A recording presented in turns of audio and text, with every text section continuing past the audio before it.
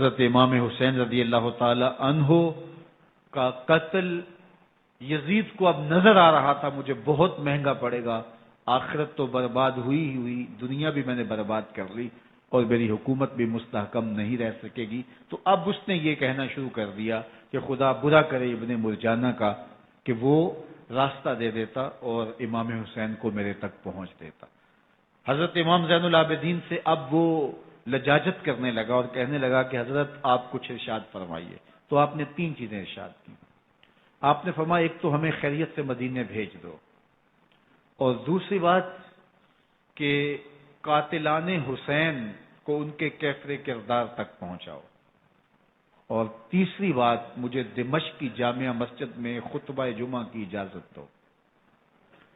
اس نے کہا کہ خطبہ جمعہ کی اجازت بھی دیتا ہوں، آپ کو خیریت سے مدینہ المنورہ بھی روانہ کر دیا جائے گا، لیکن قاتلان حسین کو کیفر کردار تک پہنچانا یہ میرے بس میں نہیں ہے، یہ ممکن نہیں ہے۔ اب مجھے بتائیے، حاکم وقت ہو اور اتنا بڑا سانحہ اور واقعہ ہو گیا ہو تو وہ وہیں کھڑے کھڑے معذرت کر لے کہ یہ اس بات کو رہنے دو، تو اس کا مطلب سمجھنے میں کسی بھی باشعور شخص کو دیر نہیں لگتی۔ اسے چاہیے تھا کہ وہ کہتا کہ میں اس کی تحقیق کروا کے جو بھی مجرم ہے وہ کیفر کردار تک پہنچے گا، اور آپ نہ بھی کہتے تو یہ میں کرتا چونکہ میں حاکم وقت ہوں۔ لیکن اس نے فوراً کہا کہ یہ ممکن نہیں ہے، تو اس کا مطلب کیا کہ مجرم میں خود ہوں، تو میں اس سے جو ہے وہ بچنا چاہتا ہوں۔ تو اس نے حضرت امام زین العابدین کو کہا 2 شرطیں تو قبول ہیں، لیکن یہ تیسری شرط قبول نہیں ہے اور یہ ممکن نہیں ہے۔ تو یہ واضح اس بات کا اشارہ ہے کہ یزید کے حکم سے، اس کی منشا سے اور اس کے کہنے سے حضرت امام کو شہید کیا گیا، اور اس نے حضرت امام حسین رضی اللہ تعالی عنہ کے مبارک لبوں پر چھڑیاں بھی ماری اور آپ کے دانتوں پر ضربیں لگائیں چھڑیوں کی۔ وہ تو ایک صحابی وہاں موجود تھے جو کھڑے ہو گئے، انہوں نے کہا ارفع ھذا القدیب عن ھاتین الشفتین، ان ہونٹوں سے چھڑی ہٹا لے، میں نے ان آنکھوں سے رسول اللہ کو یہ ہونٹ چومتے ہوئے دیکھا ہے۔ جس طرح ابن زیاد کے دربار میں ہوا تو یہاں بھی ہوا۔ اللہ اکبر۔ تو یزید اپنے تئیں خوش تھا، لیکن لوگوں کے احتجاج کی سکت نہیں لا سکتا تھا کہ نواسہ رسول کو شہید کر دیا گیا، تو وہ یوں اپنی بات کو چھپانا چاہتا تھا اور بات ابن مرجانہ ابن زیاد پہ ڈالنا چاہتا۔ لیکن ابن زیاد کہتا ہے کہ اگر یزید کے کہنے پہ میں امام حسین کو قتل نہ کرتا تو میں قتل کر دیا جاتا، اور میں غزوہ کعبہ اور قتل امام حسین دونوں کو جمع نہیں کر سکتا، لہٰذا اب میں یزید کا یہ حکم نہیں مانوں گا، اس نے پہلے مجھ سے بہت بڑی زیادتی کروائی ہے۔ یہ تاریخ کی معتبر کتابوں کے اندر موجود ہے۔